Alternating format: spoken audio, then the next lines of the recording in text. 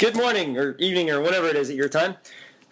Today on the Freakacast news, we want to mention Beware the Batman, a new cartoon that will be debuting next year on the Cartoon Network along with DC Nation, part of the DC Nation, along with Young Justice and the Green Lantern, the animated series. The show will be CG and against the traditional 2D animation, which I'm looking forward to seeing a three-dimensional CG Batman. I think it'll be kind of neat. However, there are going to be a couple interesting changes made. Robin will not be in the show. Instead, Batman will be assisted by a young girl called Katana. And Alfred will be a gun-toting ex-secret agent, which I think will be rather interesting. So we'll keep you posted on that, and we'll look forward to those updates. Also, going along with superhero animated shows, we have the Ultimate Spider-Man series, which debuted last month on Disney XD. And some of those episodes are written by Clerks producer Scott Mosier, and he'll actually be on hand for the second season, which they've already committed to. Which I think will be very nice to have somebody who is a fan of that material writing for the show. I've seen a brief clip. It's definitely got the ultimate aspect to it in the sense that he does work with S.H.I.E.L.D. The clip I saw had him interacting with Nick Fury, and they've definitely tied that characterization in with the movies, which I think makes sense because most people are going to be familiar with that. We also have, kind of segueing into Legos now, and video games, we have Lego Batman 2, which will be coming out soon, I believe this summer. But since Lego is not just doing Batman, but all superheroes, they're going to be including Superman, obviously Lex Luthor, if you're going to have Superman, but they're also going to have Flash, Green Lantern, and probably Wonder Woman in this game as well. So I think it'll be interesting to see how those are done in the Lego video game setting, because we're a big fan of those. I know, we're playing through the Batman Lego game right now, and it's been fun. It is way too much fun. I think the only reason we have to stop is because we get tired. It's one of the few games that Matt's like, let's play it. I'm like, all right. Yeah. Also, to feed your fan frenzy of The Dark Knight Rises, there is currently a t-shirt contest going on over at designbyhumans.com. You can submit your art and get people to vote on it, and they will make a t-shirt based upon your design. I'm not that good of an artist, otherwise I'd be doing this. And that will conclude the news feed for this segment.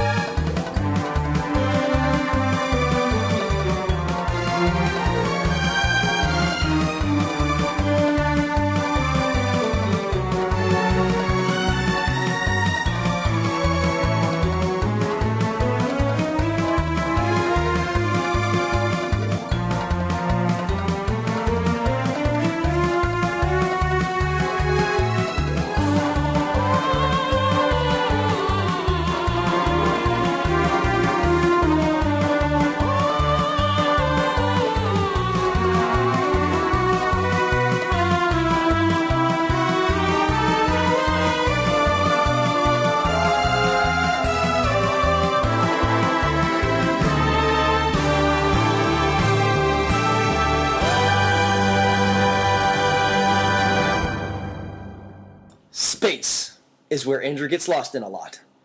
These are the voyages of the Starship Freakacast. Our mission, however long, is to explore strange new ideas, to freak out new people and new civilizations, and to boldly go where no podcast has gone before. And various other spooky noises. Yeah. Okay, that freaked me out right there. Well, that's part of our mission, so it makes sense. Indeed. Hi, everybody. This is the Freakacast. I'm Andrew Felson. And I'm Matthew Puetz. And today we have a guest starring with us. Phil. Yes. Not just Phil, the Phil. You astute listeners out there may remember the Phil from our DragonCon episode. Yes. He was there proudly with us on that day. Indeed. And quite scary looking. Yes, that was my goth alter ego. And what was that name? His name was Lesotho, Guardian of Pain. Oh, okay. Yeah. And I was with you guys at the previous Dragon Con as well, but I was not dressed as anybody. I was just the Phil. No, but it was nice to experience that day with a fellow compatriot. Indeed. And what better than the Phil? Yes. Whom nobody expects. Very true. Because no one expects the Phil. I came up with another one that... Oh, yeah, it was... Now You're Thinking with Phil. As a portal reference. The Phil is not a lie. This is true. If you think with Phil, unusual and fascinating things will happen. As they often do, apparently. So anyway, today we are going to be talking about Star Trek. A subject I know next to nothing about, other than William Shatner and Leonard Nimoy's in it. I knew a little bit, prior to today, but still not as much as Phil. Hence why we brought him. Yes.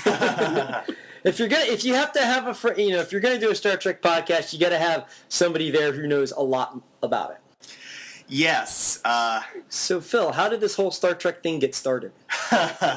Before we do that, however, yes. afelson1.wordpress.com yes. is where you find us. That's afelson1.wordpress.com. Our theme song, our awesome theme song, came from songstowearpants2.com. We have batmanonfilm.com that we'd like to plug, and newgrounds.com because they have good audio and flash games. Yes, and don't forget to check out adventurecostumes.wordpress.com, where you can find costumes that I make primarily for kids, but I do other sizes as well. I do have a current product lineup that's for main costumes, ninja, fairy, princess, and superhero right now. I'm looking at doing other lineups, and certainly custom costumes as well. So keep that in mind. Also, you can check us out on Facebook at The Freakacast, where we have our logo. And, of course, check back to Freak Out Entertainment, where we post everything. Yes, videos and other stuff. And Phil, you want to plug anything while you're here? Do I want to plug anything while I'm here?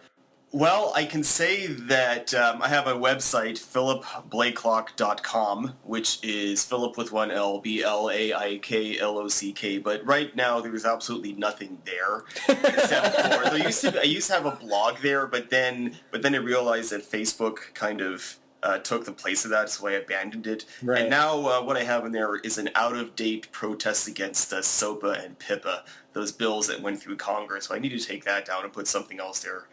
But yes, I do have I have registered my name. okay. And I am on Twitter at Philip Blakelock, and I'm on Facebook as well. So really, at this point in my life, not much to plug. I'm just a humble engineer who knows Matt and Andrew very well from my days at Georgia Tech, and I live in Tallahassee now, and I get back up here whenever I can.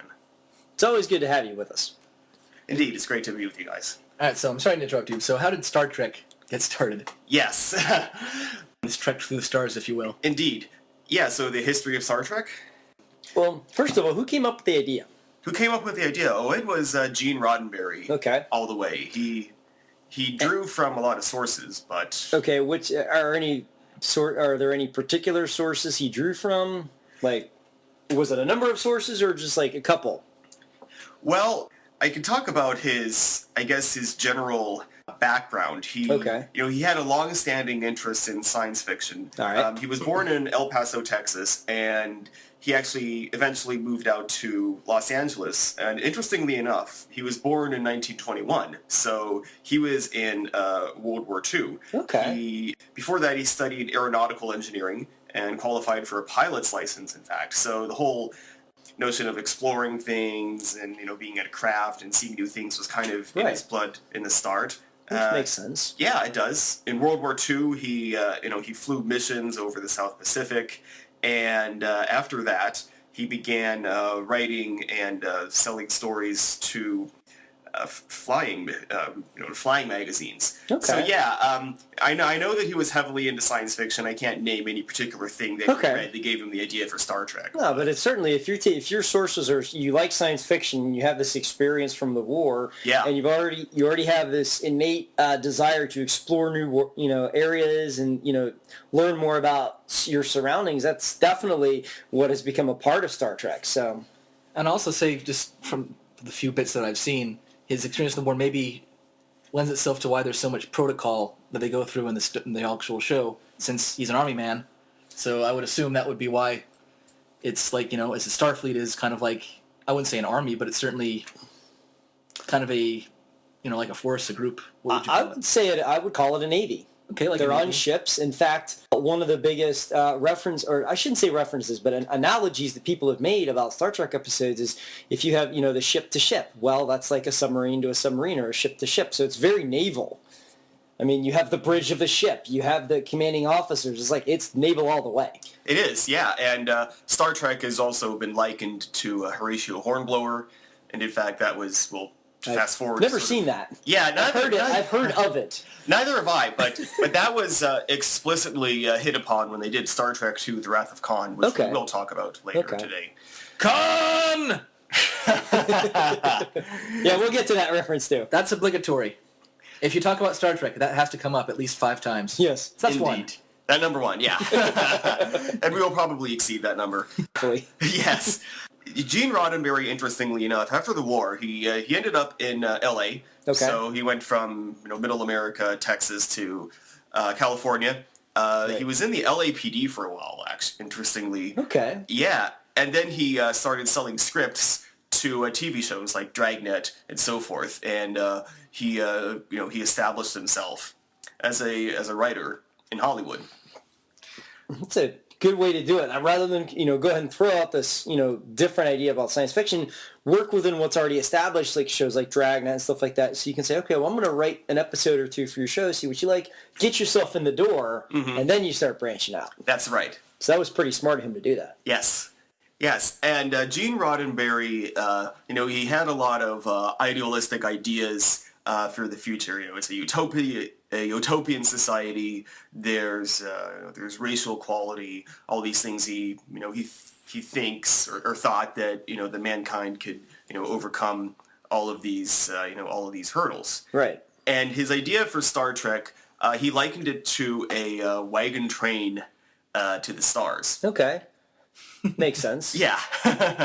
So he began, pitching series ideas starting in about 1960 to various studios. And in 1964, Desilu picked up the series, April of 1964. Okay. Now, Desilu was the basic company which was started by Desi Arnaz and Lucille Ball. Right.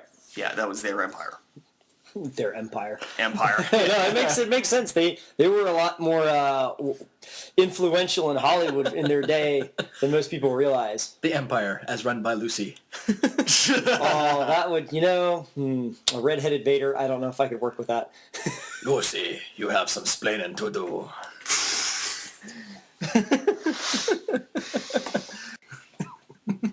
All right. No, that's funny. We got to do something with that. Desi as the Emperor, Lucy as Vader. That's gold right there.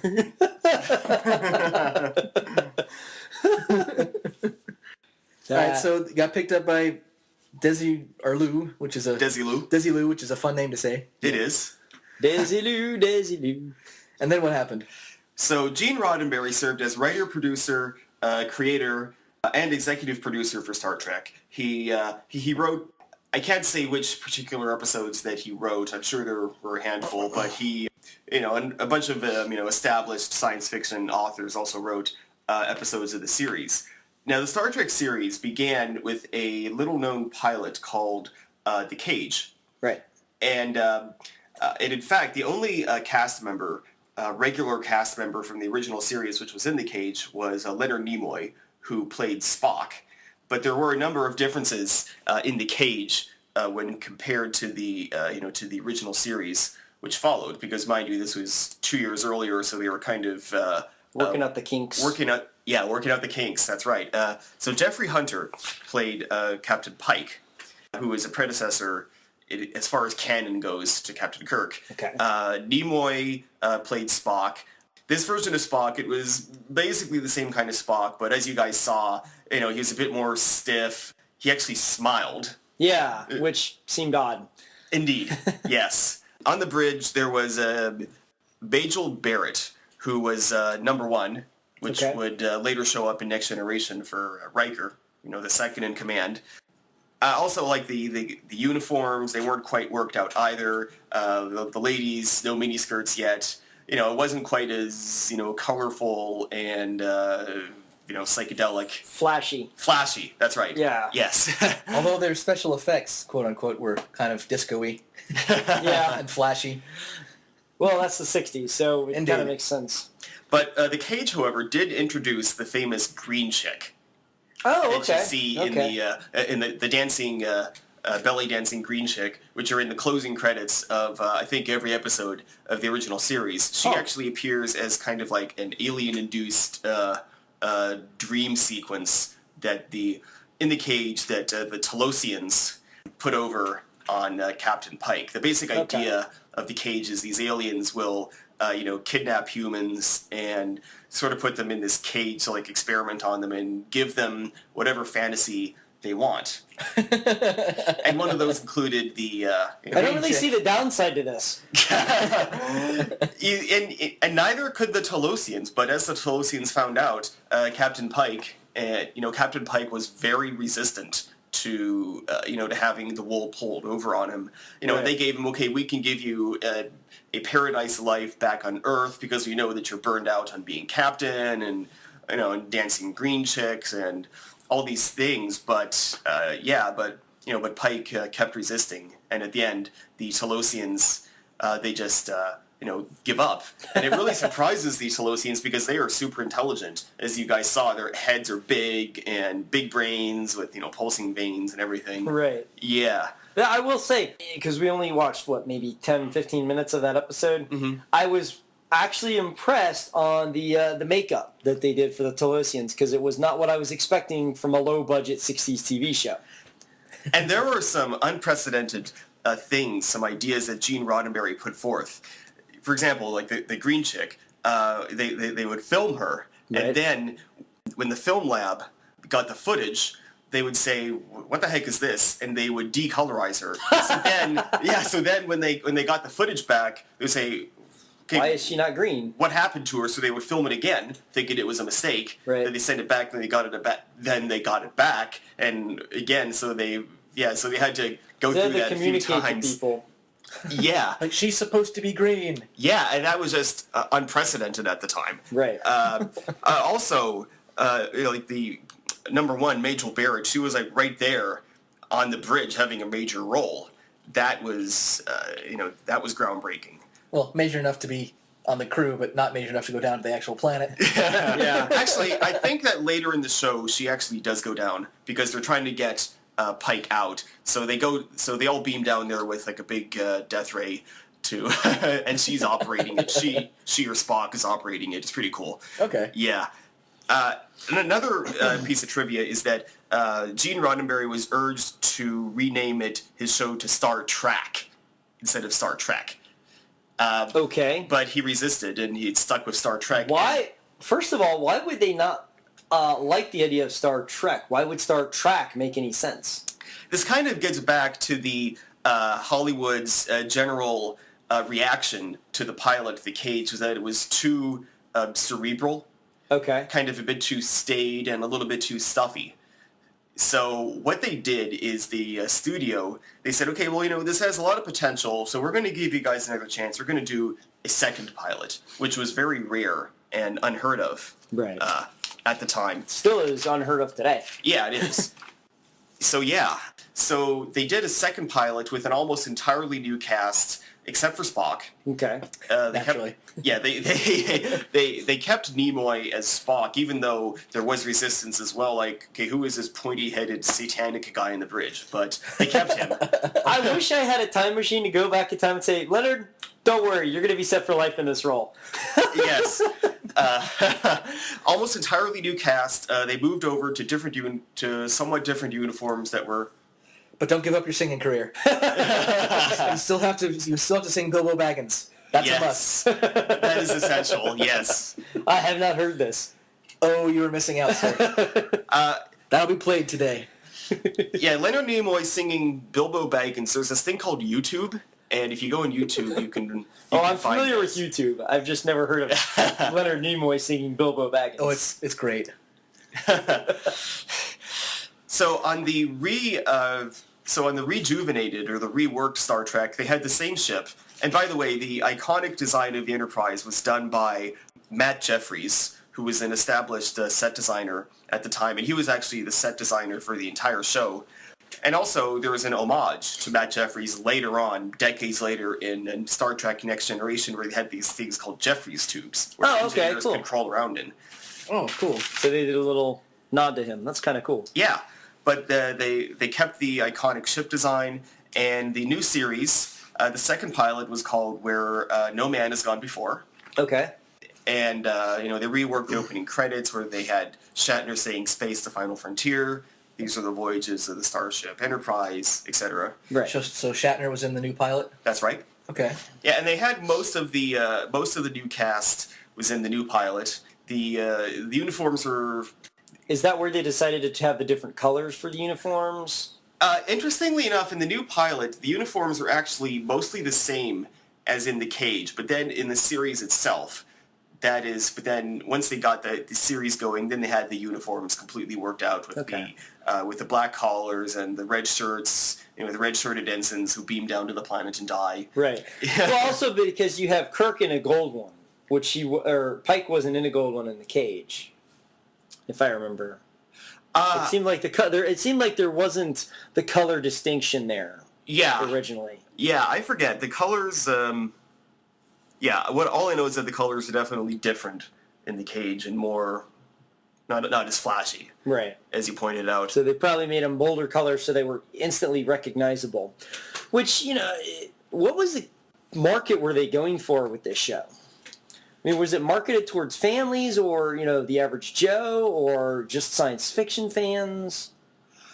It's a good question. I don't really know, and I don't really know that the producers knew what they were getting into either. They generally knew that there was kind of a need and more of an interest for more kind of science fiction, and Star Trek was one of those that was done, and likewise there was Lost in Space. Right.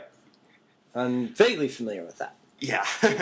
And plus, by the this is late 60s that this is coming out, so the fascination of space has really been gripping the world at that point. So right. That's right. Kennedy in 61 or 62 or 1960 made his famous moonshot statement. Right. By the end of the decade, we are going to get to the moon. Right, and plus, in popular culture at the time, there was tons of comics and other things that were just everything was revolved around space. So well, and science fiction in general, because in the 60s, that's when you had Spider-Man come along with the Hulk, and so you had these characters being created out of this fascination with science fiction. So it certainly would make sense. But when you talk about how when the series that was picked up, it was flashier and bolder and that sort of stuff color-wise, I'm wondering if maybe they made those changes just to appeal to a broader audience. If you have something science fiction, sometimes it's hard to draw people in unless there's something else on the surface for them to grab a hold of. I know certainly with kids, it's easier for them to take hold of certain characters if there's a clear color distinction between them. Mm-hmm. Part of the reason that George Lucas chose black, for Darth Vader, because black's, identified with evil. Yes. Whereas opposed to, the good guys wear white and that sort of thing. But the Stormtrooper wore white. I know. That's not the point. Nitpick. You also have red lightsabers for bad guys and blue and green for good guys. The color distinction is all I'm trying to point out here. So, for instance, Kirk wearing gold, and then you have a couple of the other characters were blue, but then you have, the extraneous characters in red. Mm-hmm. So they had that clear color distinction. As well as the planets themselves, they had a very clear, distinctive look to them, Yes. from what I recall. So that distinguishability is almost always used when you're trying to appeal to a broader audience. Yeah, and the new Star Trek series, the one that we all know and love, it began in 1966, where they tweaked the look of the bridge. They have the mini skirts and all that good stuff. And just to round off the cast, you have William Shatner, of course, as Kirk. Right. Leonard Nimoy as Spock. DeForest Kelley played Dr. Leonard McCoy. Okay. The old country doctor, crusty fellow. Damn it, Jim, I'm a doctor, not a fill in the blank. Yeah. Walter Koenig as Chekhov, who actually didn't appear till the second season. Oh, okay. And he was brought in as the Russian character, again, to symbolize that it's the future and humanity has overcome all its differences. So that was not a reason of saying, hey, the show needs to be more diverse. It was saying this world needs to be diverse to show that, everyone has unified and there's... Where it's like, hey, there's no more Cold War. We like the Russians. Yeah. Yeah. So that makes sense. Yeah, George Takei played Sulu. Is it Takai or Takei? It's Takei, actually. Okay. Yeah, and he played the helmsman and his character, and he is his Japanese. Right. And Nichelle Nichols played the communications officer Uhura. Okay. And she was African American. Yes. And James Doohan played the famous Scotty. Ah. Yes. Need more powder, Captain. Yes. I'm coming to know she's got. We can't do it. Yeah, so during the run of the original series, they put out a lot of classic episodes. This show was written by, established science fiction authors, Harlan Ellison, Larry Niven, I think, many others. Did Isaac Asimov ever write an episode? I don't know. I'll have to look that up. Did you, and how much? You said that Gene Roddenberry, once the series got picked up, he was a producer and creator and all this. Did he actually write episodes himself? Or did he just kind of maybe collaborate with people and let them write the stories? He definitely collaborated. I don't know if there were particular episodes that he wrote that were entirely his.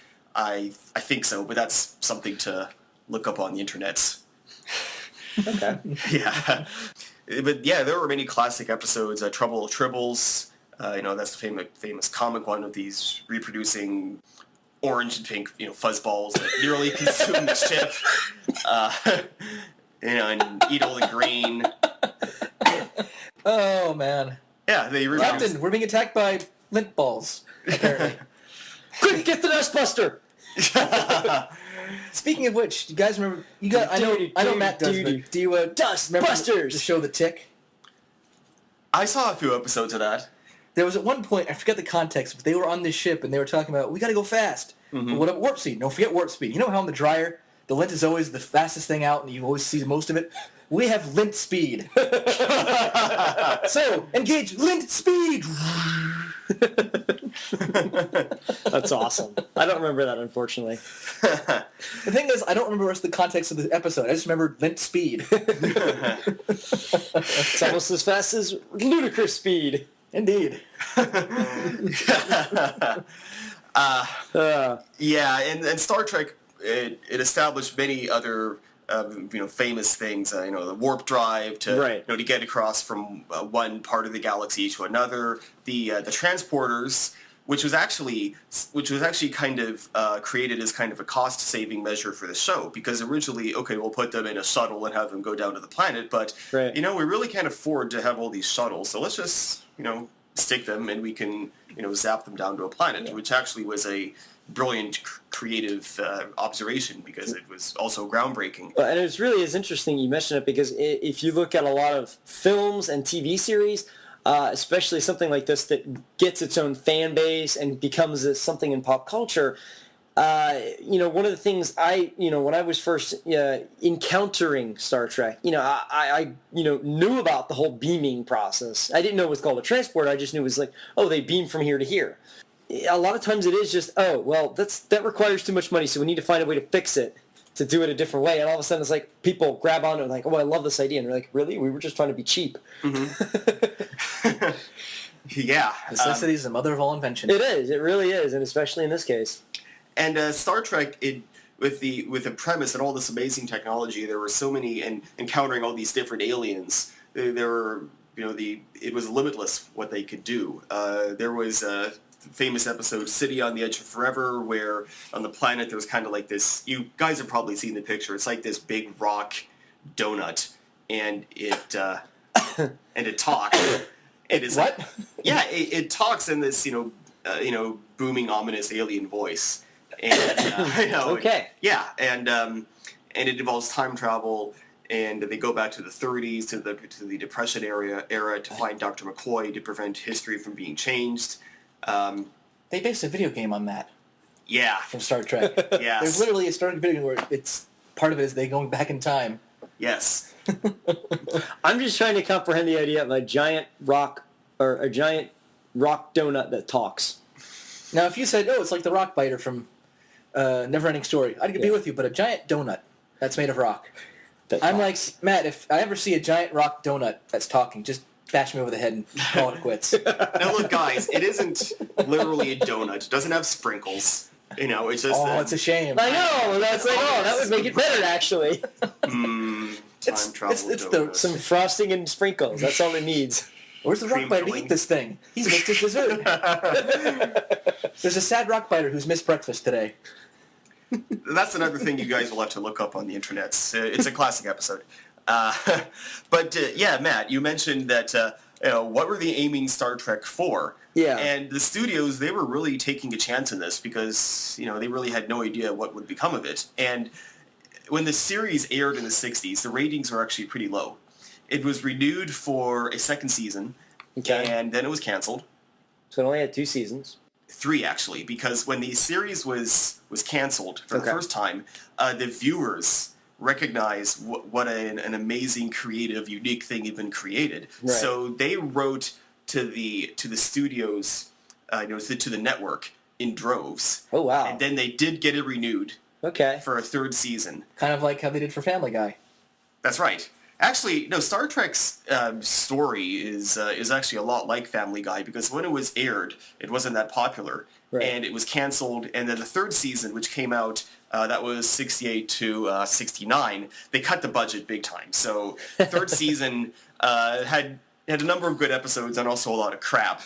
Right. Including Spock's brain, which I tried to show you guys, but you drew a line, and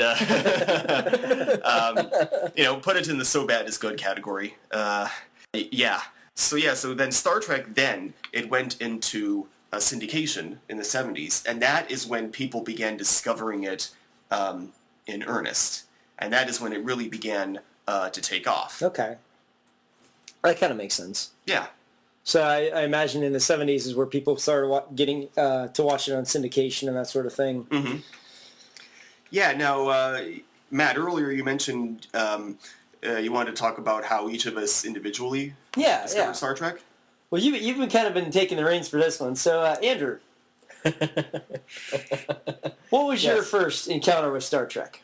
My friend Mike's dad used to watch it. Okay. He watched The Next Generation, and I had no interest whatsoever. Okay. Maybe just because every time I glanced at it, it was people talking. And, it was like, well, this is kind of boring. And also in that stage of my life, live action was not a priority for me. Right. I was very much a cartoon person, make it animated, The thing is, things had to be going on for me to be interested. It's not like I never liked live action. Right. But if I'm in a room and I sit down and watch TV, and all they're doing is talking to each other, like I don't know why I remember it, but I remember it was Whoopi Goldberg's character, whatever her name was. Uh-huh. So she was on it, and the dude from Reading Rainbow. Right. LeVar Burton. I was like, I know him, but why has he got a visor on his face? Yeah. They're chatting about something, and I'm just like, why is nothing happening? They're in space. Yeah. I've seen Star Wars at this point. Get a lightsaber out or something. Why is nothing happening? Yeah. So I was just bored to tears, and so I just kind of wrote Star Trek off as, well, this is the boring one in space, where people were on a bridge saying, Captain, should we do this? No. Why not? Because I said so, because I'm the captain. That's illogical. I know. Shut up. And so that was kind of my take for Star Trek, which was, in a lot of, Captain, we must do this. Maybe not. So I was like, I'll just do it. They do it. They just go in Star Wars. Yeah. I mean, granted, there is some military thing in Star Wars, but they're the bad guys. Yeah. The guys who are the good guys are like, let's just do it. Let's blow it up.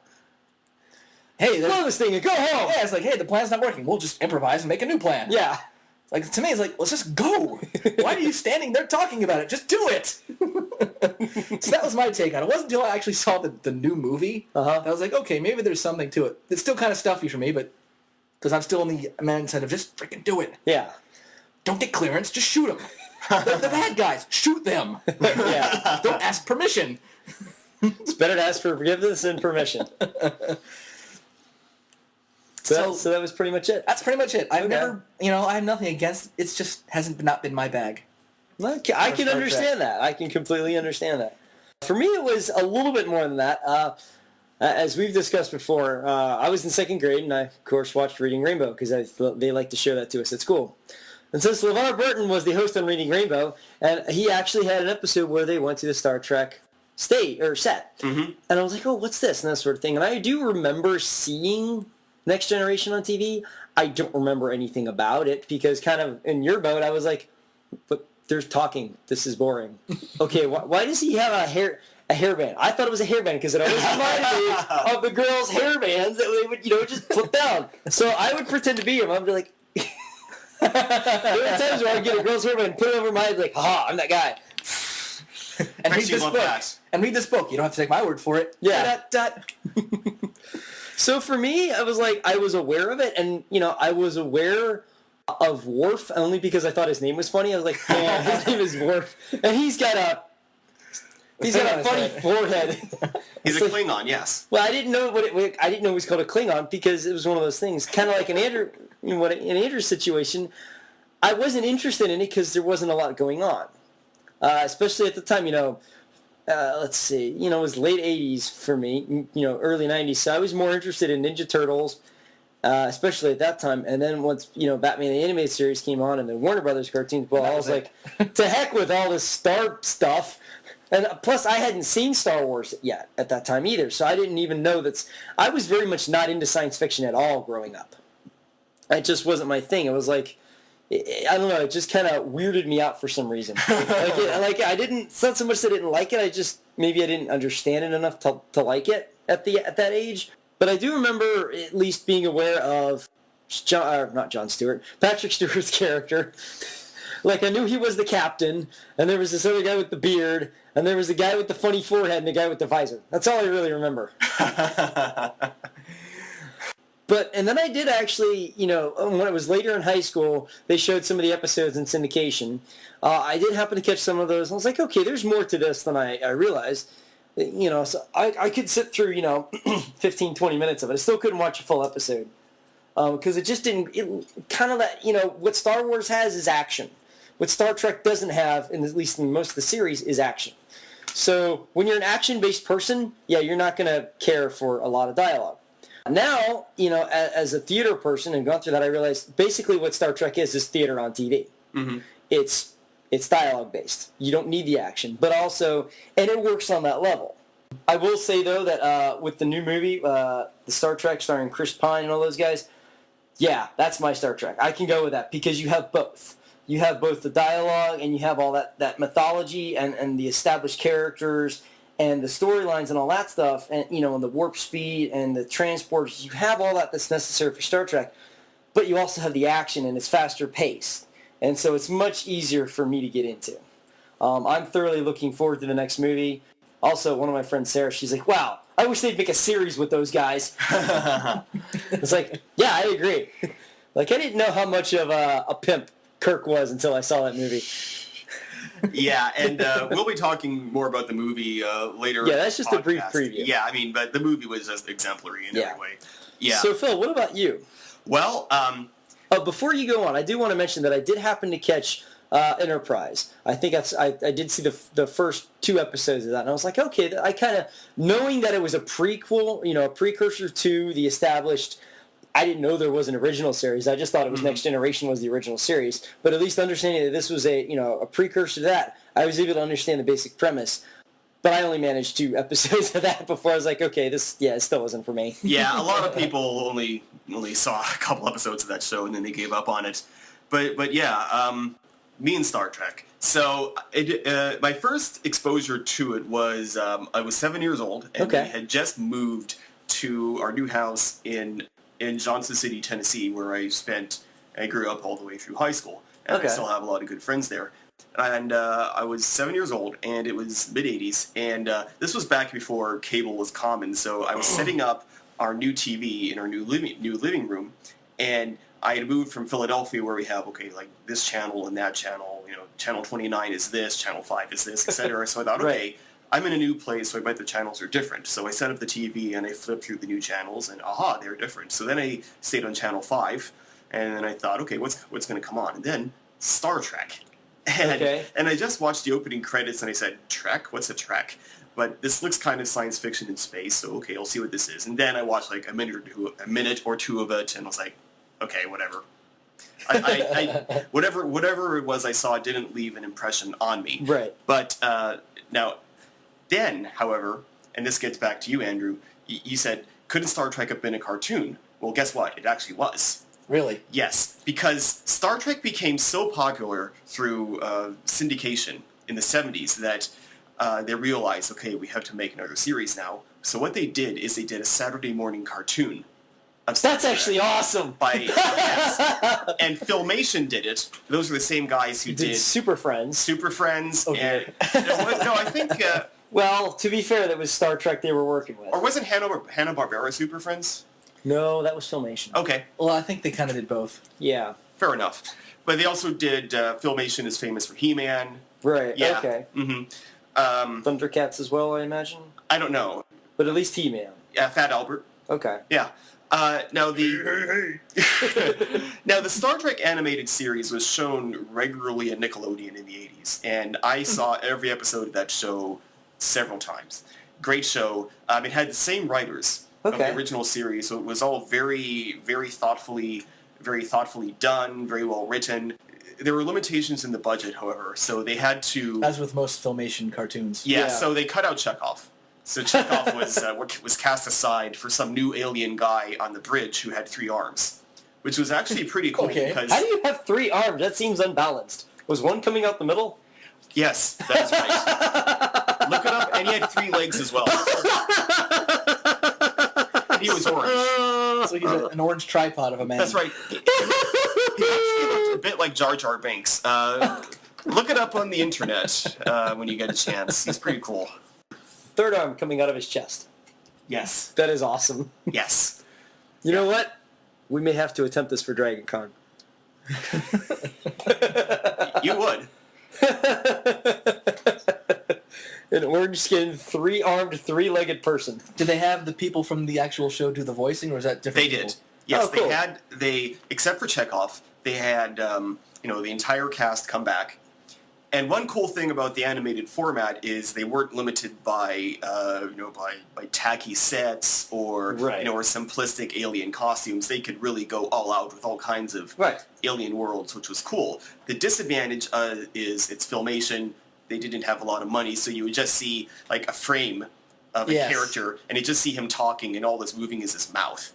So, And maybe once in a while his eyes will move, like some of the old Superman cartoons they had where he's talking, and every once in a while his beady eyes will move back and forth. Yeah, that. To show, it looks like someone's just moving a piece of paper back and forth. Yeah, that. Just give the illusion of movement. That's right. And fortunately on this show, I never saw the thing where there would be like driving in the same background would repeat every 5 seconds. Right. Not that I saw. But It's space. All I have to do is put a couple white dots on a black background, and hey, it's space. Just move it. Yes. So, well, I mean, they were at least able to pioneer different ideas, like, different looks for characters, different looks for planets and that sort of thing. So, at least they were trying that.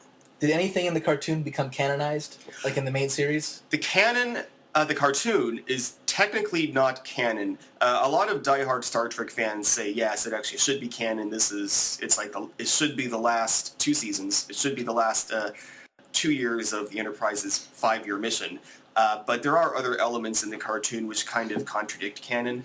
But elements of the animated series have become part of canon. Okay. There was one classic episode of the animated called Yesteryear, which is kind of like a time travel thing where Spock goes back to Vulcan and he meets his younger self. And Seems familiar. yeah, and sort of like his his struggles as a youth, and he has like this pet beast. I forget what it's called. And oh yeah, Squamster. All right, if you insist, man. By the way, we want to remind you about our Squamster contest. Yes, somebody draw a Squamster. I would, but I can't draw. Well, that's why we're sending this contest out to you listeners. All 2 of you. So really, Spock's telling younger, so listen to me, it's going to turn out okay. Now, you know how in the movie, Young Spock, the latest movie, Young Right. Spock, he's bullied by all his friends. That was actually in this episode of the animated series as well. Oh, cool. Yeah. So they not only took like a certain character look or something like that, they actually took an overall idea and moved it in. That's pretty neat. Because Yeah. that was one of the stronger points, I think, of that film. Indeed. Yeah. But yeah, animated, it was a good show. It is definitely, carved out its place, in as part of Star Trek. Huh, never knew that existed. Now you Me do. neither. And knowing is half the battle. You beat me to it. G.I. Joe in space. I'd watch that. Cobra Commander trying to take over the Enterprise would be pretty funny. Yeah, it would. And watch him fail miserably. As long as he doesn't have the voice from the cartoon. Oh, it would have to be the voice from the No. cartoon. Matt, Get the lithium! Matt can't stand it. I can't stand that voice. It was one of those things, not to go on too diversion, but I had seen the movie. And walking into the G.I. Joe movie, I was expecting a big budget live action Saturday morning cartoon. That's what I got. I was fine with that. I was not expecting, I knew nothing of G.I. Joe because I did not watch the show when I was a kid, but I did happen to catch, I think, the first 10 minutes of the G.I. Joe animated movie, and they're on jetpacks and they've got laser guns and Cobra Commander has this whiny voice. I'm like, this is what people want the movie to be like? No. It's like if you want the movie to be like the cartoon, no. Just watch the cartoon. It's not like the movie's replacing it. It still exists. Exactly. Just go back and watch it. That's very true. Similar to Transformers. So also, I'm looking just down here, in the 70s, 79, it says that's when their first movie came out. That's right. And do you know why they decided to make a movie? Because of Star Wars? Yes. Actually, because of the success of Star Wars, all of a sudden they're like, wow, people are going to see a science fiction movie and making a lot of money. And it has the word star in the title. We have that. It's like, we got to jump on this. And so instead of making a new series, which they were going to do, That's right. because they were going to have Admiral Kirk, if I recall, which they did actually have that in the first motion picture, they decided to make a movie. And it wasn't very good. Well, you know why it wasn't very good? Kevin Smith does a really good job of explaining this, because they finally had a budget. Sure, they wanted to show everything off. So you just have these incredibly long shots of ships that go, bum, bum, bum, bum, bum, bum, bum. Here's Bum, bum, bum, bum, bum, bum, bum, bum, bum, bum, bum, bum, which, by the way, is the only theme song I remember.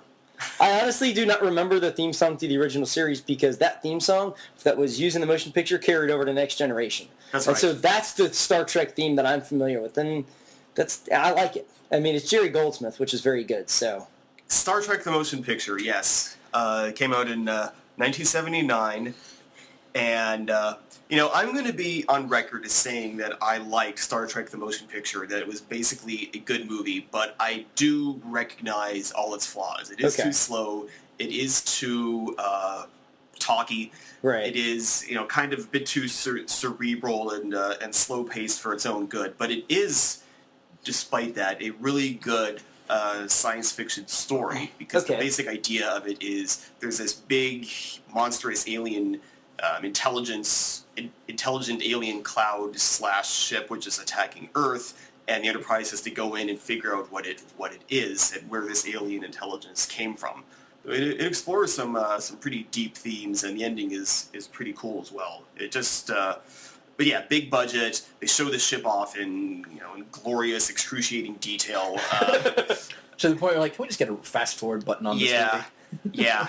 Be interested to see a fan edit of it. But you all of a sudden the movie's cut in half. But you could tell that the cast was, they hadn't quite, snapped back into their roles. So it was kind of like a feeling of sort of stuffiness, but too much formality in it. Right. We but the original series had this this spark, and you could tell that people were having fun. And well, I think also one thing that not in the movie. Kind of comparing series to a movie, especially from the 60s, we had briefly talked about with the 60s Batman TV show, how that show, the pacing of it worked. Because it was basically 2 half-hour episodes, an hour long. And you had the entire story wrapped up within that hour, whereas you go to the movie, which is an hour and a half, and you're drawing it out, and then it becomes, paced too long. It doesn't have the snap factor. Star Trek was probably the same way.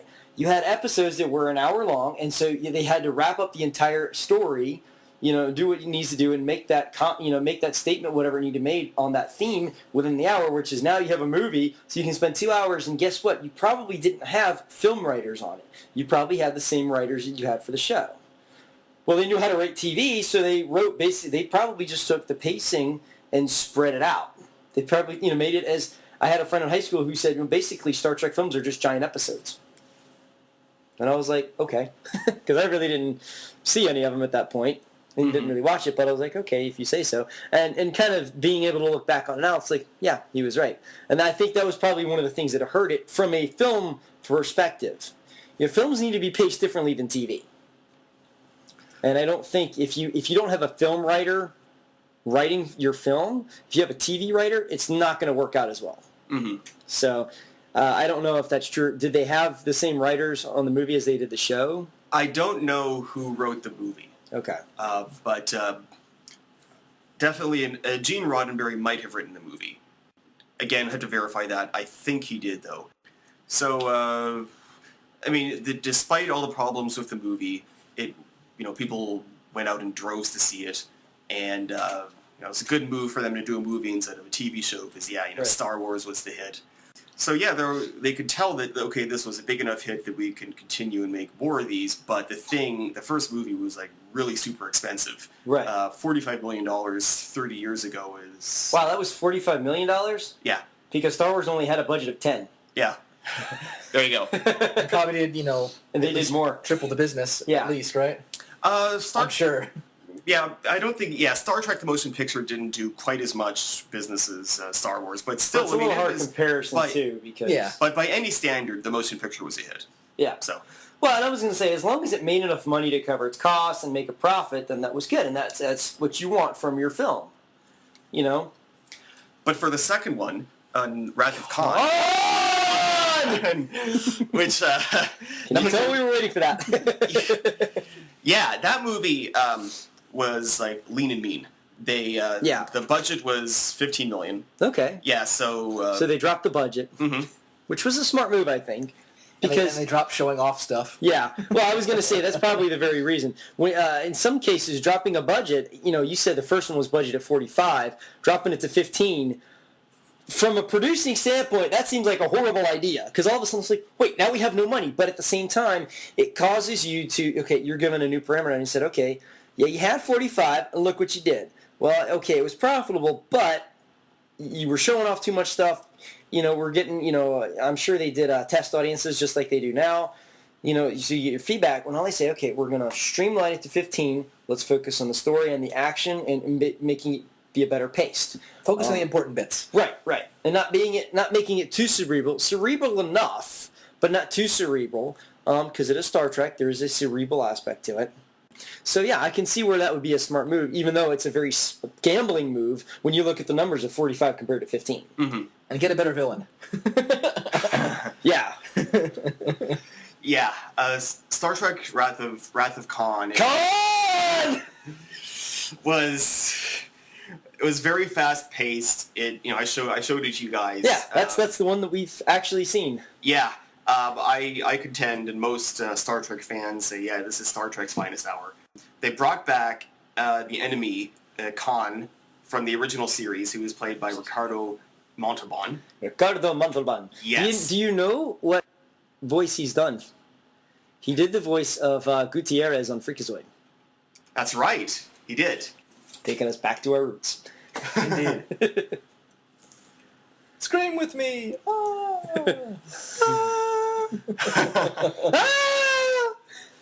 But yeah, he did an awesome job. It was one of those few times where I was actually okay with all the talking because it was like, okay, this it's actually progressing. It's not just sitting around saying, we must do this because it's this and blah, blah, blah. It's actually, we're actually in trouble now, and there's these guys with bugs in their heads, and yeah, that was creepy. This villain guy with no shirt for some reason, he's in space. He has a manly chest and he wants to show it off.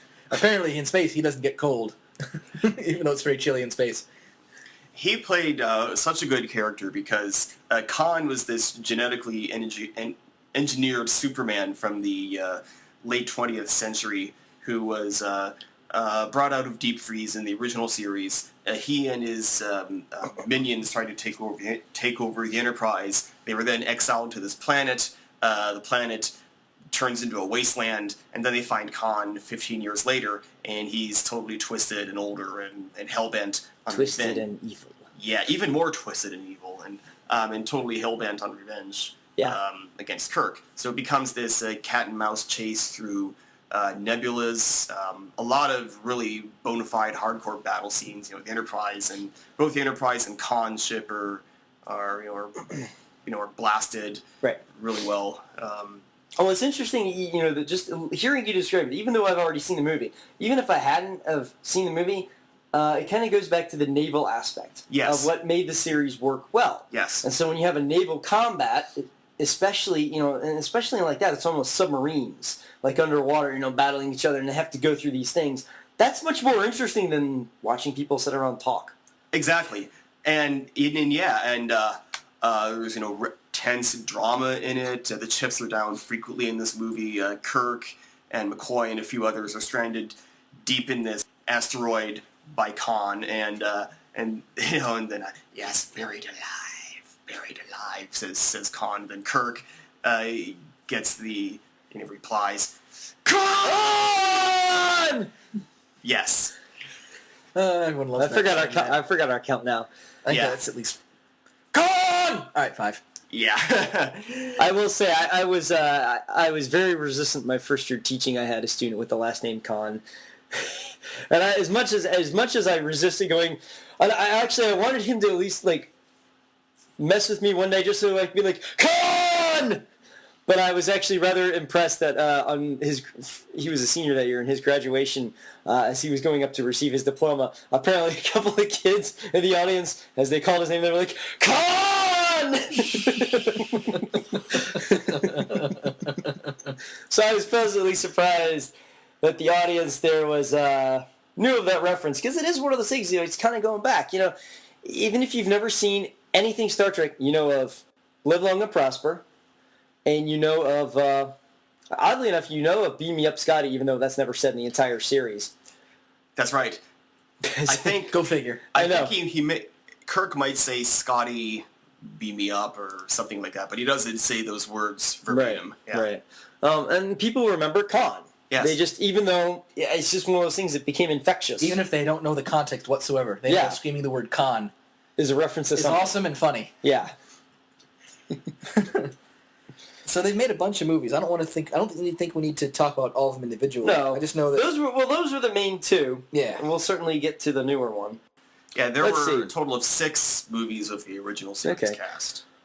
Of the movies that were made, the only one that I have ever seen, other than The Wrath of Khan, was Generations. Mm-hmm. My friend Hunter and I went to go see that in theaters when it was out, because I was like, oh, it's a Star Trek film. Because I still didn't know much about Star Trek. I kind of knew the series. I was like, oh, maybe this is a series, film based on the series. I was like, well, I kind of like that. And he was more into Star Trek than I was.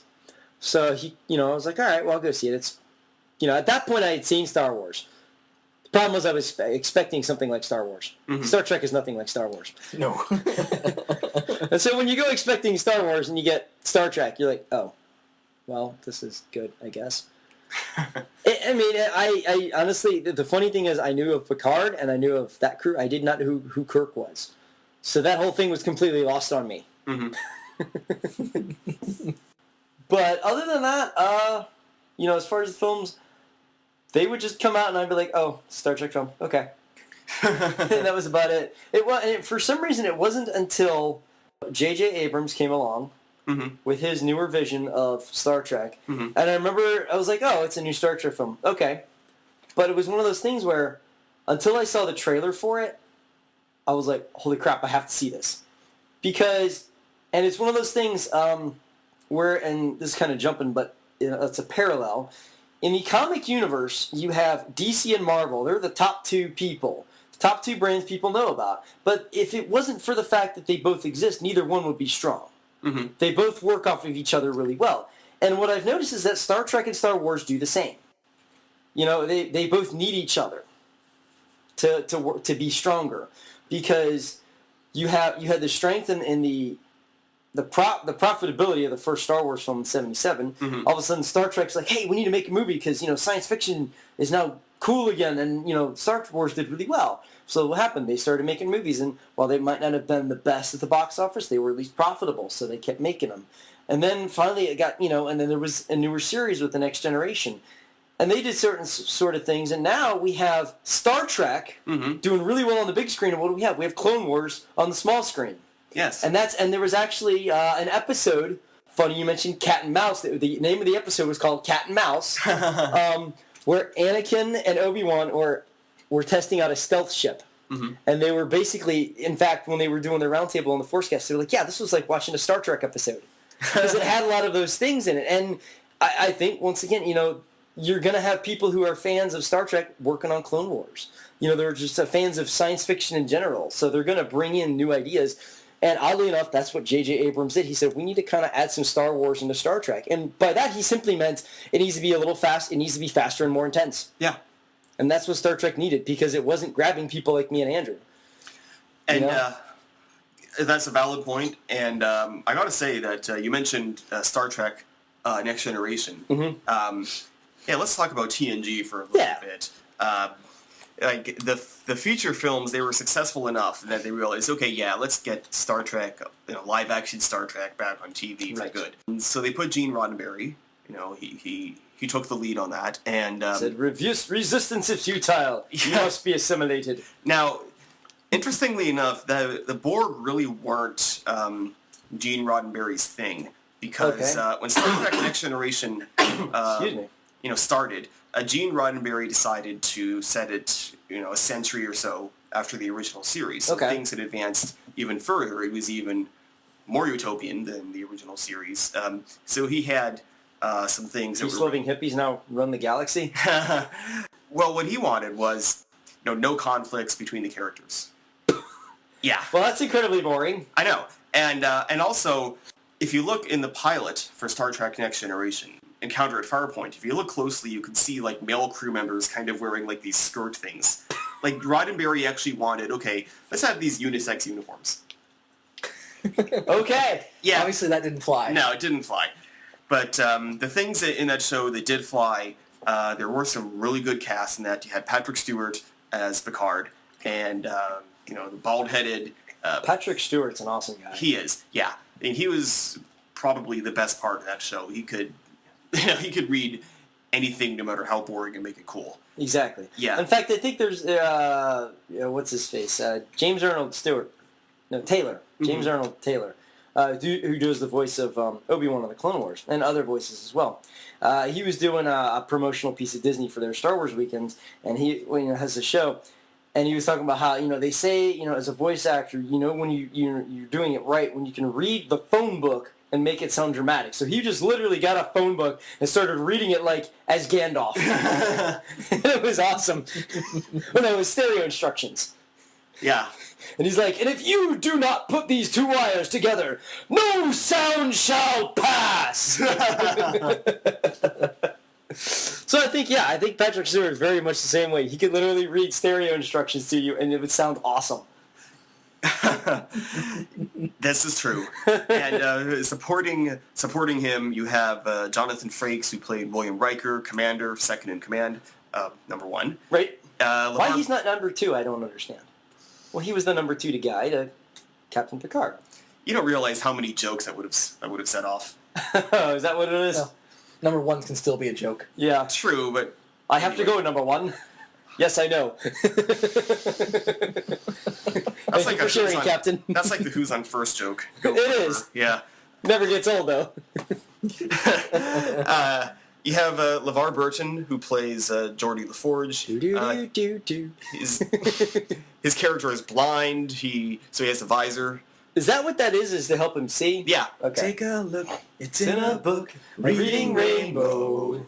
Sorry. It's obligatory. We're not sorry. Just like, Con! is obligatory. But you don't have to take my word for it. Perfect timing. Yeah. Brent Spiner, he played Data, who was the android character, who kind of filled the Spock role. The logical person who's completely a fish out of emotionless. water. Yeah. Gates McFadden, the redheaded Dr. Crusher. Her annoying son, Wesley, played by Will Wheaton. Will Wheaton, that name sounds familiar. Yeah. He's been in a bunch of stuff. Yeah, he has. He's been on Big Bang Theory a couple times. Oh, okay. Yeah. Did you happen to see the latest episode of Big Bang Theory where Sheldon was talking to his Kirk Spock, yes. his Spock action figure? That was great. Leonard Nimoy's voice. That was awesome. I just saw the clip from it, but it was like, holy crap, this is amazing. And you also had in Next Gen Marina Sirtis, who played Deanna Troi, who, in my view, most of the series just kind of like walked around in this skin-tight suit. And that's bad because... No, honestly, it's not too bad. But, she also played like the ship's counselor. Okay. So even in the future, we still need psychiatrists. Yeah, I mean, a Star Trek author, the author of the Star Trek Next Generation Nitpicker's Guide, he said, "Okay, what's with her uniform? Why does she get to wear the skin-tight bunny suit? Is it to make her patients feel more comfortable? Who knows? And she was also telepathic, so she could, if they encounter alien bad guys, she could say, "Yes, I sense conflict and discord." Yeah, duh. Well, yeah, they have guns pointing at us. Yeah, exactly. Tell me something I don't know. Yeah. But due to Roddenberry's thing of not too much conflict, Matt, as you pointed out, this show, especially in the first 1 or 2 seasons, it was kind of boring, and it was just a lot of people talking. Yeah. And they really hadn't quite found a flow. And I think really that's kind of a criticism I have of The Next Generation for the entire series. I think by the end it was by and large a very good show, but I always kind of had a sense that they were sort of holding back something. Yeah.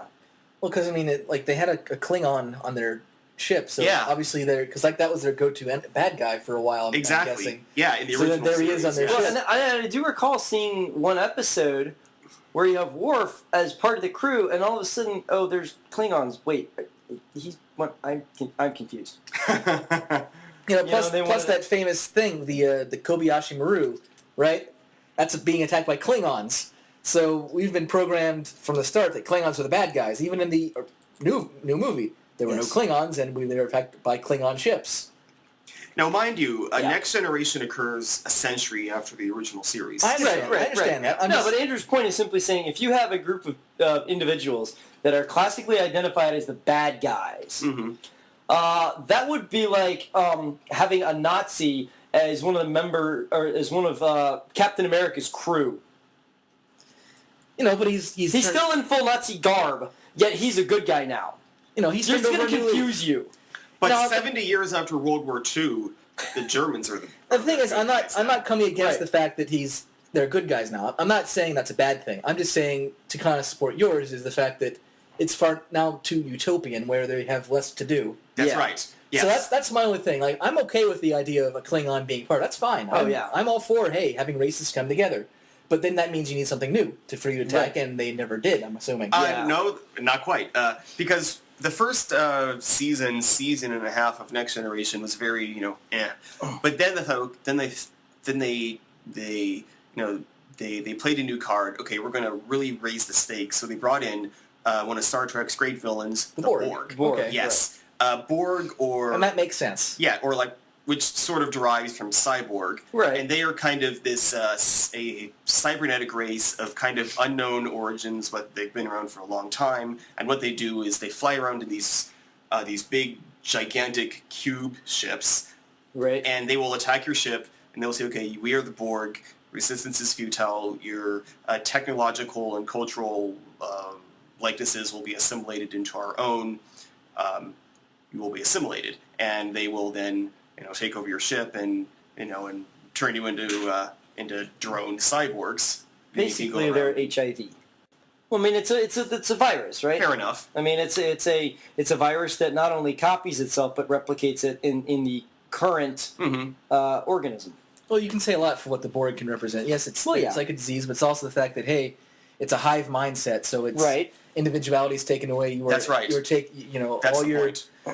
All of what makes you is gone. You were just a drone. So it's the idea of, and plus, like from what I remember of reading about it, is the Borg don't like to kill you because they want to make more of them. So Yes. they will do anything what they can to not kill you to make sure they can put on all the gear on you to make you They're one of more them. interested in using you than killing you. So they're more interested in increasing their numbers to eventually just make it all one thing. Right. Because, to them, it's basically the classic computer logic of, its emotion is unnecessary because it makes you do dumb things. Right. So it's all logical. So you must become us because that's the most logical thing to do. And I find it I'm in the right interesting that ballpark. Yeah, no, I You was are. thoroughly enjoying your analysis of it, actually. I just find it interesting, Phil, you mentioned that you think that was Next Generation's best move, but you also say that was not Gene Roddenberry's idea. As far as I know, it was not, because Gene's influence over the show, it waned after the first season or two seasons. Well, plus, like that, when did Next Generation come out? 87. 87. He's probably getting up in the years at that point. He is. Yeah. He passed away in 91. Oh, wow. Star Trek The Next Generation was still running. And by that point, Rick Berman had taken over the franchise. So he was probably what was the cause of Gene's passing? I believe it was congestive heart failure as a complication of cancer. Ew, it sucks. I think so. I have to verify that. Indeed. Yeah. But I was just curious because, I mean, that certainly kind of confirms my thought that perhaps it was something he could have kind of saw coming, like, if you notice that your health is waning and that sort of thing. Yes. So he would probably bring on this other guy on board to say, okay, look, my health's not doing too well. I need somebody to take over for me so I can go ahead and retire or deal with this health issue if I need to. I have this quick reference. I for the life of me can't remember what cartoon it was on, so I'm struggling to remember, but it was in the infinite number of Star Trek references and parodies. They had the static Klingons as a villain, and so it would be like, we are the static Klingons, and all of a sudden they would like just go voom together because of the static. Yeah. And, like the entire time they have bits of socks and laundry on them. And they're like, shh, oh, come on. Get away! I think the Muppet Babies did that. Maybe. I can honestly totally see them up. I honestly don't remember. Like, it could have been from Bobby's World, which I don't even like that show, so it's like, why was I watching it? You don't like Bobby's World? No. But yeah, for whatever reason, for that. Static Klingon stuck with me. Static Klingon. That's a combination of a Star Trek villain and a DC superhero. Oh yeah, Static. Yeah. Static Shock. Which was actually a decent cartoon. Yeah, and then they merged it in with Batman Beyond What? and Justice League. Well, Static became a regular character on Justice League. Yeah, but not Batman Beyond, because that was in years later, right? Well, no, older Static. Oh, okay. You threw me off there for a bit. People do get old. I know. You threw me there for a minute. All right, so the Borg. Moving right So along. they had I know they had movies for the Next Generation as well. Mm-hmm. Were there any good ones? Because from the ones I saw, weren't very good. Well, they were kind of a mixed bag. Star Trek Generations, which Matt mentioned, that's where they brought in Kirk from the original series and the original movies, and Picard, team up to beat the bad guy. I thought it was actually a quite good movie. Okay. Critical opinion on that one was kind of mixed, but I liked it. But, it wasn't quite the success they wanted. So then for the second one, which was all Next Generation cast, that was Star Trek First Contact. Okay. And that's where they brought in the Borg big time. And we discover the Borg is led by this, like a queen, kind of like a queen of the hive. Which makes sense. Yeah, and she was a really cool character. Was it, in your opinion, was that better than Generations? Yes. Okay. We'll have to check that one out. Yeah. And then they did 2 more movies, Insurrection and Nemesis, which are both thoroughly mediocre. The only thing I've seen of Nemesis was the conversation between... the only reason I know it is because Tom Hardy played the bad guy in Nemesis. Mm-hmm. And, in his upcoming role for Bane, people only are familiar with him from Inception as far as the mainstream audience. But he actually did a really, really good performance in a movie called Bronson, where he plays this very famous British prisoner called Charles Bronson. Mm-hmm. And he gets big in that movie. And the combination of, and she's incredibly crazy too. And so and then they were also commenting on his acting ability in Nemesis. Mm-hmm. Because, and when I saw the screen test and then I saw the actual footage. They kind of did it back to back. I was very impressed. It's like, okay, I've never seen this movie, but already I'm impressed with his ability as an actor. Now, in Nemesis, Tom Hardy, he was bald, right? He played the clone of Picard, kind of like a younger clone, which was kind of a cool angle. And yeah, he did do a good job with that. Who did he play in Inception? Inception, what was the character's name, Andrew? Wasn't the architect or something? I honestly don't remember. I just know he was the guy that, like, he fired a gun and went, "Don't be afraid to dream a little bigger, darling." I need to watch that movie again. It's been too long. Yeah. I honestly don't remember much of it. Just, we need to go deeper in the whole city moving. Yeah. And a dream within a dream with a dream, which I've had once, and that was not fun. Following Next Generation, there are also a boatload of additional series, which were kind of a mixed bag as well. There was Deep Space Nine, which took place on a space station out at a remote part of the galaxy, which was actually a really good show. Okay. It never really quite found an audience, but it explored a lot of really deep themes, religious, spiritual themes, destiny, things like that. Was that, Star Trek does seem to have kind of a timeline. Was Deep Space Nine supposed to take place during the events of Next Generation or after, or how was that worked out? Deep Space Nine began at the same time as the 6th season of Next Gen. Okay. So it took place concurrent with the ending of Next Generation, and then continued on. So basically picked up right after. Yeah, okay. Yeah. Then you had Star Trek Voyager, where the premise there was a small ship is accidentally flung to the other extreme end of the galaxy, and it would take them decades to get back. Okay. And that one was groundbreaking because the captain was a woman. Her name was Janeway. Okay. Played by Kate Mulgrew. And she was a pretty cool character. Most of the rest of the cast, in my view, were thoroughly flat. Others could disagree on that, but I think that Voyager, they had this amazing premise of being, thrown under the other end of the galaxy, and you're always... And your basic mission is to get home. And you're being chased by aliens, and you're under threat of running out of supplies, and all these things. But the show was surprisingly restrained in showing that kind of conflict, and I thought it was a thoroughly okay show, which was kind of a lost opportunity to show some really genuine, gritty drama, or some actual peril. Yeah. Now, Battlestar Galactica, the new Battlestar Galactica, had the same basic premise, but that show completely got it right. And Voyager, not quite. Did they at least stop at the restaurant at the end of the galaxy? They should have. You know what's also funny? Because I know we're going to branch off for things that are like Star Trek. In Hitchhiker's Guide to the Galaxy, the movie, the what were the aliens' names? Vogons? Yes, the Vogons. Thank you. Their ships were cubes, and they, instead of saying resistance is useless, futile, they would say resistance is useless over and over again. Nice. Funny. So I didn't quite get at the time that was a Borg reference. Now I do. So long and thanks for all the fish.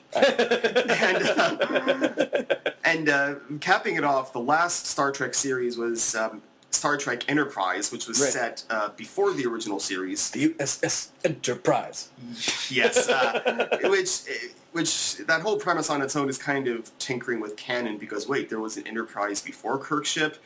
But setting that aside, it was the first two seasons were very kind of sort of like a continuation of Voyager, and people really began to stop watching it. Right. Even though Scott Bakula played the captain, and he was pretty good. Yeah, I will say I did like Scott Bakula in that character. Yeah. And I liked incorporating a female Vulcan.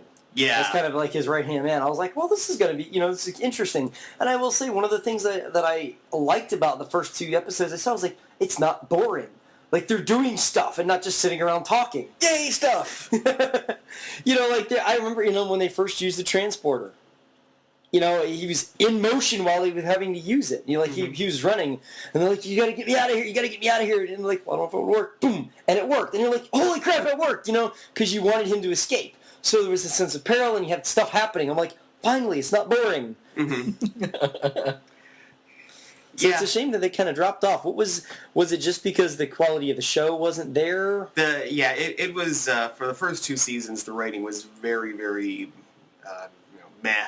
It was kind of a boring show. Again, not a whole lot really happened. There wasn't really much of a spark to it. I thought even those first 2 seasons, I thought it was interesting. The older ship was kind of cool. The sets on the older ship were kind of cool.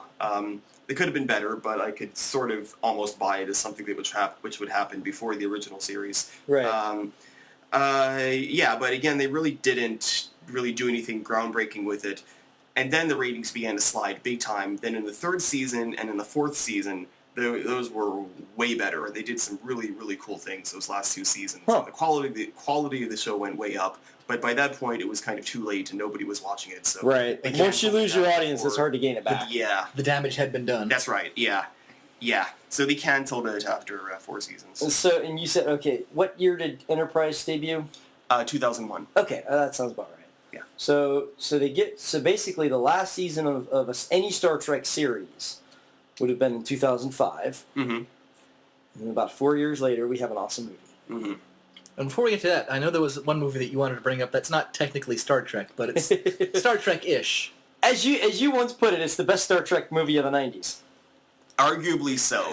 Galaxy Quest. Yes. Galaxy Quest is pretty awesome in its own right. It is. I mean, and what's nice about it is it makes no bones about the fact that, hey, this is clearly a Star Trek parody. It's a parody of Star Trek, but it isn't nasty or mean. Right. It's all in fun. It does it It does it respectful. I think that's one thing that people. It's very tricky to make a parody and have it and not offend the fans. That's right. Because you really have to say, well, what's funny about it, but what's and a lot of times it's just pointing out obvious things. Mm-hmm. Like you have what's her face, Sigourney Weaver character in the show, in the movie. That's Galaxy Quest, basically her character repeats the computer. Yes. And then making fun of horror, I would imagine.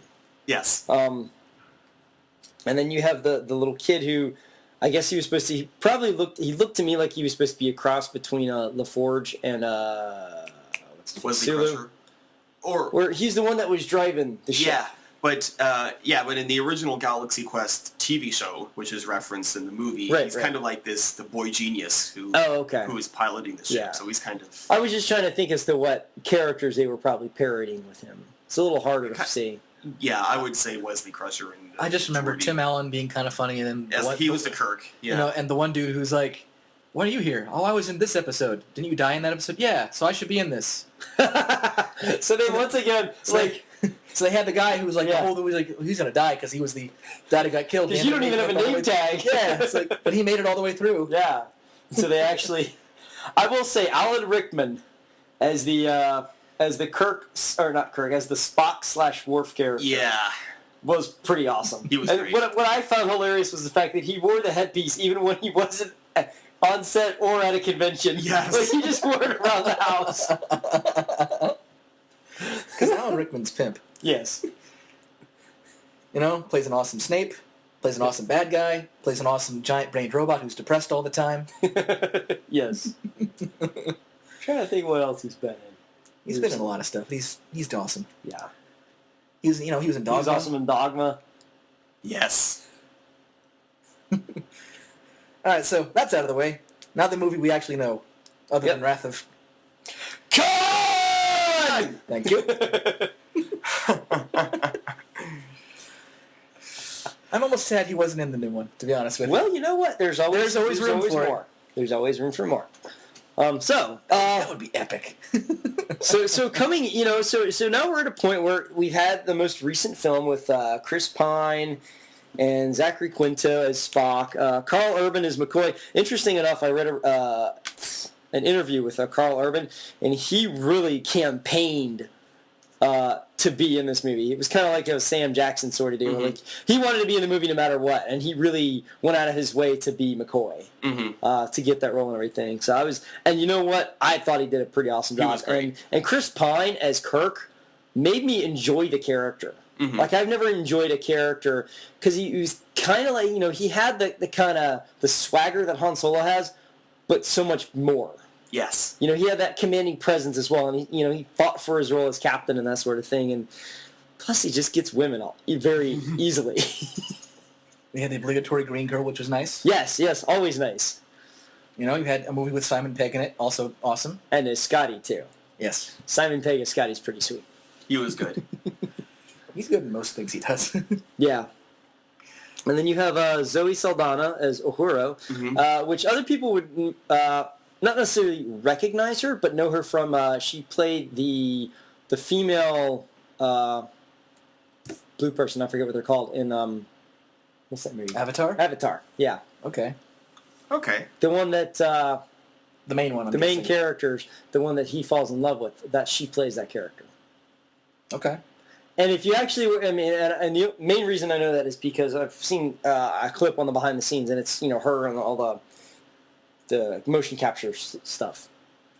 So I thought and she did a really nice job of bringing more to that character than just making this random hot chick. Right. But I will say, one of the things that struck me the most unique about this was when you look at the way the original series, as far as the sets and the costumes and the characters, they kept a lot of what worked in that show. Mm-hmm. They kept the individual characters. You watch Chris Pine as Kirk, and honestly, if you watch him as Kirk versus William Shatner as Kirk, there's very little difference. I would in terms of the characterization. Obviously, the performance is a little different, but the characterization of Kirk is very much there, regardless of the actor. The difference is this is a younger Kirk. Right. Kind of. Okay, that makes sense. Yeah, because the film takes place a couple of years before the original series. Right, we actually watch him become captain. That's right. So, and kind of in an alternate timeline as well. Yeah. Because the brilliant thing about the new Star Trek movie is... they're like, we can make our own canon. Ha-ha! It's canon, yet it isn't, because it involves time travel with Spock from the future. Right. Due to a... which is a great way to get Leonard Nimoy back in his role. Which was brilliant, yeah. And due to this cataclysm, he's thrown back to the time before the original series, so that completely changes the timeline. Right. So the Kirk that we see in the movie, his father was killed early on. So so I would contend he's kind of a bit of a different Kirk, but you could still see the traits of the same guy. And you see a lot of similarities, and it just made it for a much more interesting and compelling character. Yeah. Kirk from Shatner's Kirk was maybe a bit more measured, I guess. Makes sense. Yeah, he was a seasoned captain. That makes sense. So I'm certainly looking forward to seeing Chris Pine as Captain Kirk once again. Yes, which we will be getting the next film next year. Awesome. Next summer. So you got Superman and Star Trek to look forward to. I know, and with any luck, we'll get our Superman trailer with Dark Knight Rises. Okay. So, and there's a lot to look forward to the next few years. Yeah. Well, another character I knew very little about was Sisulu. I liked, you have John Cho, who I knew from, or a lot of people know from Harold and Kumar. So we've already seen him in comedy. We kind of knew where that was going, and all of a sudden you bring him into Sulu. And kind of similar with Simon Pegg, although Scotty's kind of a humorous character already. So it's easy for Simon to do that. But to see John play this very, I shouldn't say straight-laced, but certainly more dramatic role. Mm-hmm. Even though it's in an action science fiction film, still a more dramatic role than, Harold. I thought it was pretty good. I remember, when I'm watching the film and, they were asking, Pike was like, okay, who here knows hand-to-hand combat? And Sulu raises his hand, he's like, I do. And you're like, well, of course he does. He's the Asian guy. It's like, I've taken fencing. So and then you got a guy with a mentioned- sword in a Star Trek movie, which was pretty awesome. and a fling-out sword. Yeah. Which is pretty cool. Yes. It's an homage to the original series because there was okay. an episode called The Naked Time where there was like this virus infects the entire crew, and it kind of sort of essentially makes them drunk, kind of. So it sort of brings out all their carnal passions, Okay. and they'll kind of go crazy. And Sulu goes crazy, and he's going around the entire ship without a shirt, and he's swinging a sword around. Oh, wow. Yeah. Wow. I will say, though, and then we also have Anton Yelchin as Chekhov. I'm not familiar with his other work. Yeah, I don't know what he'd been in either. But he definitely, I think, at least from what I've seen of the previous Chekhov, Anton definitely brings, I like the fact that he has a thicker accent. Mm-hmm. I think that makes for some of those intentional humorous moments to be actual humorous. When he's trying to say Victor, Victor, and he comes out with Victor, Victor. That's like, that needs to be there for the joke to make sense. And that was also in Star Trek 4, the movie with the whales. Oh, okay. Yeah, Chekhov, he's trying to find the nuclear vessel, but he says as Wessel. Yeah. Yeah. So they certainly play that up. And I thought they did a good job of playing it up without making it too, what's the word I'm looking for? Offensive. Mm-hmm. But one of my favorite parts about that movie was, first of all, you have the fact that it's faster paced. But the budget certainly was used well. Mm-hmm.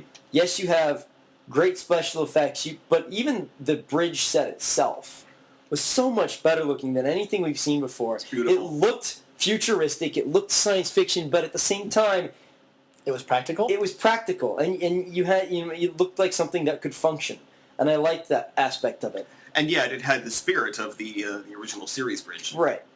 And that was one of the, J.J. Abrams really, worked hard to, obviously he wasn't doing this by himself. He had his team and, art designers and that sort of thing. But I think what the final product is this is clearly made by a bunch of Star Trek fans. And they put their hearts and souls into it. And they said, you know what, we like this, but we're going to leave out the stuff that doesn't work. Not so much the stuff we don't like, just the stuff that doesn't work. And we're going to fill that in with stuff that works better. Mm-hmm. And I think that's really what it needed. It needed to say, hey, it needed somebody to come along and say, hey, this is great. Let me show you why it's great, but let me show you how it can be better. Mm-hmm. And just the pacing, everything, the only interesting thing, and I think I showed you the video, where it's literally a comparison of A New Hope and that Star Trek movie, where they're essentially the same story. You know what? That's fine. In my opinion, because if you watch them both, they're two completely different movies. Yeah. Perhaps the overall story is the same, but you know what? There's only 7 different stories you can tell. And because we see the hero's journey in Luke in Episode 4. Well, guess what? This Star Trek movie was the hero's journey for Kirk. Yeah, and you know what else? The director J.J. Abrams, famous from Lost, he was brought in. Well, it was kind from of Lost, and he also did Super 8. Right. And what else did he do? Oh, he did that Cloverfield movie. Yeah. Yeah. So he'd already been kind of building some attention. Yeah, and he was kind of going for more of a Star Wars feel. Right. And in this new movie, yeah, it's and he was very snappy. Yeah. Well, and he was very blatant about it too. But like I said, he didn't want to make it, have lights. I mean, he wanted to be clearly Star Trek. Yes. But faster and more intense. Yes. Although I will say in the final scene where the Enterprise comes out of warp speed and goes to attack what's his face, Nero's ship, you could almost I'm half expecting Kirk to be like, all right, kid, now let's blow this thing and go home. I mean, it's just, and it does have similar beats, but at the same time, one of my personal gripes about the original series was the aliens. Mm-hmm. I mean, I didn't feel like they were alien enough. Mm-hmm. You have the Vulcans who have pointy ears. You have the Klingons, who I saw a picture of the Klingons from the original series. Well, they have pointy ears, darker skin, and they have, I think, mustaches. There's not a whole lot of variety in your aliens. Yes. So I was really happy to see that from the new movie, where you have a lot of different looking aliens, and they really made that work well. You have these ginormous, when Kirk's landed on that ice planet, he's got these ginormous creatures after him. You know, they want to basically eat him. You know, it's like, you don't need anything more than that. You know, we don't need to go off and, oh, look, here's this thing, and oh, let's talk about, you know, world peace and all this stuff, and let me help you with your conflict. It's like, oh, crap, there's this giant creature about to eat me. I got to get out of here. That certainly made it for a more, a little extra flavor, something that you really hadn't seen in a lot of science fiction films, even in Star Wars. Mm-hmm. So I thought that was kind of a nice little touch. I will have to say, though, one of my personal bits was when you have Kirk and McCoy. Mm-hmm. And McCoy keeps injecting him with stuff. And Kirk's going through all these different symptoms and stuff. But that just, I think for me... He's like, stop it! Yeah. One of the things that J.J. Abrams, or the writers at least, put in this was humor. Yeah. There's like almost no humor. Or if there is, there's very little humor in any of the other Star Trek movies or series. I was like, I'm sorry, but if you want something to be fun, it needs some humor. It doesn't have to be funny. It doesn't have to be a comedy. Just have moments of levity. Well, they tried. Sometimes it was just horribly awkward. For example, like I know some of this one thing because I watched The Nostalgia Critic, and he basically did a whole month dedicated to I think it's the even-numbered ones that are supposed to be the bad ones. Right. The good ones. No, the good ones. So he did the odd ones then. So he looked at all the odd ones. And at one point, Data has like a happiness chip or something going on in one of them. That was Generations. Generations. So he's like, Data, search for life forms. He's like, okay, searching for life forms, happy little life forms, on a movie, and he's singing. So it's, I guess it's supposed to be funny, but it's kind of being awkward and not funny. Yeah. Well, and it's interesting you mentioned it because this movie would have been basically number 10, if I'm not mistaken. 9 films previously. Generations was 7. Insurrection was 9. 8. No, 9. Nemesis would have been 10, so the new movie that came out. What about 8? Star Trek 8 was First Contact. Okay. Yeah. So this was 11 then. Yes. So it broke the cycle. Good. Hooray! Well, the Cycle's cycle. broken. I mean, the cycle again, this. I mean, because it's sort of like more of a reboot, a fresh start. Yeah. So either way, it's changing the cycle because we could consider this number 1 because it's starting at the beginning of the Star Trek canon. And quite honestly, it's making its own. I think for the mainstream audience, this is number 1. That's the other thing too. Is, you know, full power number 1. Whereas Star Wars gained a huge popularity really fast, Star Trek didn't. And it became this thing of, oh, only the nerds watch it, only these type of people watch it. Whereas now, guess what? You have mainstream audiences excited about a Star Trek film. You have people going. That's what you need. It's like, I'm sorry, if you want any franchise to be successful, you need to get the most amount of audience members possible. That's why James Bond movies do so well. Because lots of people go to see them. You know, they're not huge blockbusters, but they make enough money and enough people go to see them. And, you know, look at that franchise. It's been only in movies since the 60s, and it's still going strong. So I'm certainly looking forward to see where this franchise is going. And like I said, I'm looking forward to seeing these cast members back in their roles. I had a lot of fun the first time around. I've watched it a couple times since then, and I'm looking forward to seeing what direction. Honestly, I'm curious to see, like, are they going to bring in the Klingons? And if so, what's the look going to be? You know, like, are they going to make that its own thing? I think that'd be kind of neat. Some trivia. The Klingons actually originally were in the movie. I was going to say, actually, because on their deleted scenes. Yes, but you don't really see their faces. No, because they're all in armor. Yeah, they're like a prison planet, but that scene was cut. Yeah. So, I think it'd be rather interesting to see Klingons and some of the other aliens, and, you know, to see the story too, like what happens, you know, like what happens next. Yeah. And also to see, do they still have the same reoccurring things? You know, do you still have a red shirt get killed? Do you still have Spock? Well, they have to. Well, the red shirt got killed in the movie. Well, yeah, I was saying, but to have it recur in each movie, it must. Yes, would be even awesome. You know, I would say probably have to. Yeah, it's. I mean, because you know that's one of the things is like you have these recurring jokes. In fact, for that one, you could probably set your watch to it. Like, all right, how long did this movie? And Mark, there it is. What do you call me for? Not you, Mark. My watch, who's also named Mark.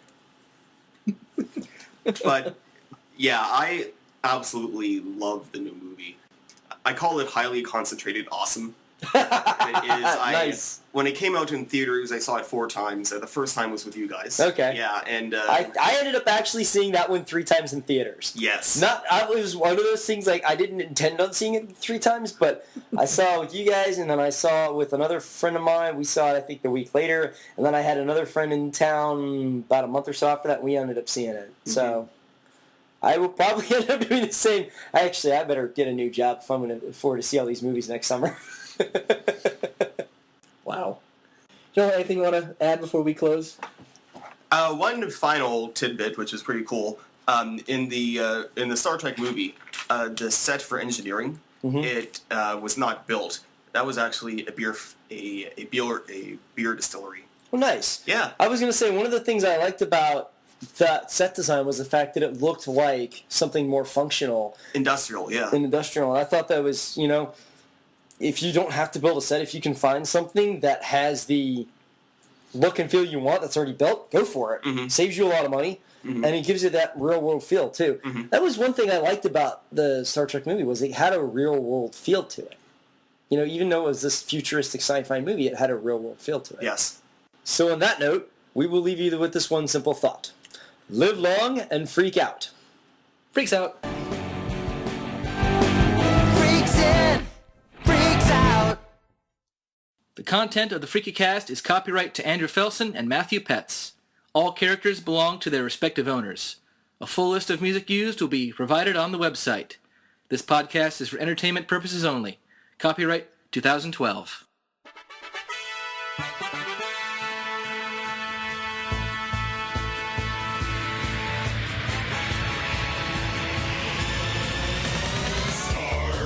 Across the universe. On the Starship Enterprise under Captain Kirk. Star trekking across the universe. Slowly going forward 'cause we can't find reverse. Lieutenant, report. There's Klingons on the starboard bow, starboard bow, starboard bow. There's Klingons on the starboard bow, Jim.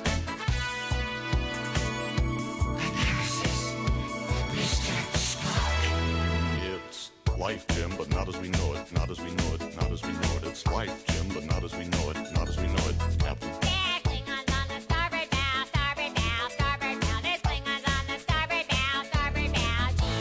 Star trekking across the universe. On the Starship Enterprise under Captain Kirk. Star trekking across the universe. Slowly going forward, still can't find reverse.